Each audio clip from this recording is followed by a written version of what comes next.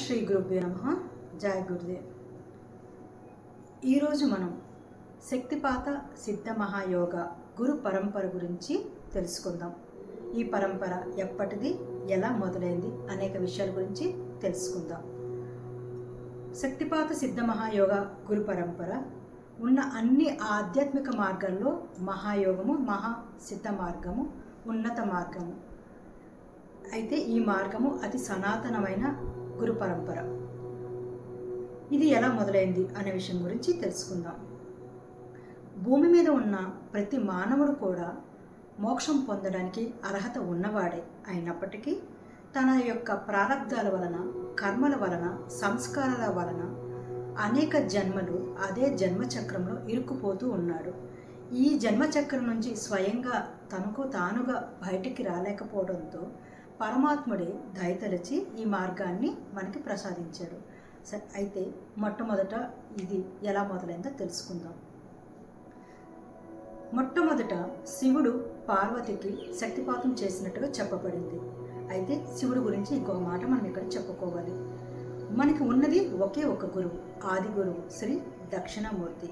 గురు రూపాలు వేలు లక్షలు ఉండుగాక, కానీ ఉన్న గురు రూపం మాత్రం శ్రీ దక్షిణామూర్తి మాత్రమే. అయితే శ్రీ దక్షిణామూర్తి అయిన శివరూపము, పరమేశ్వర రూపము ఏదైతే ఉందో ఆ రూపంలో మొట్టమొదటిసారిగా పార్వతీదేవికి శక్తిపాతం చేసినట్లుగా శివ సంహితలో చెప్పబడింది. ఇందాక చెప్పుకున్నాం ఈ విషయం. అయితే మనకి ఇక్కడ ఒక ప్రశ్న ఉదయిస్తుంది. మరి పార్వతీదేవి స్వయంగా శక్తి కదా, ఆమెకి శక్తిపాతం అవసరమా అని. నిజానికి ఆమెకు అవసరం లేదు.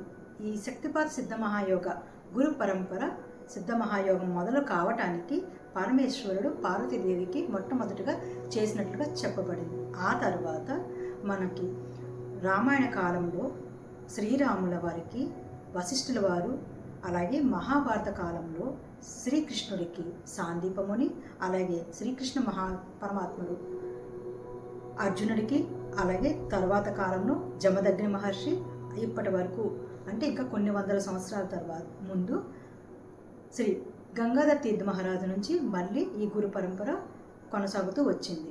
అయితే నేను మీకు ఇక్కడ మధ్యలో కొన్ని యుగాలలో ఉన్న గురు పరంపర గురువు గురించి చెప్పడం జరిగింది. మధ్యలో కూడా ఎంతోమంది వందల వేల గురువుల నుంచి ఇది కొనసాగుతూ వస్తూ ఉంది.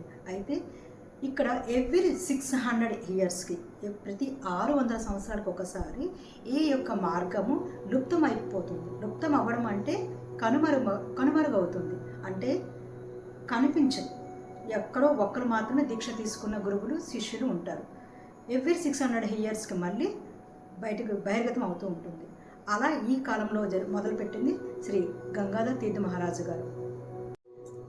శ్రీ గంగాధర్ తీర్థ మహారాజు గారు ఆయన జీవిత కాలంలో ఒకే ఒక్క శిష్యుడికి దీక్షాధికారం ఇచ్చినట్లుగా చెప్పబడింది.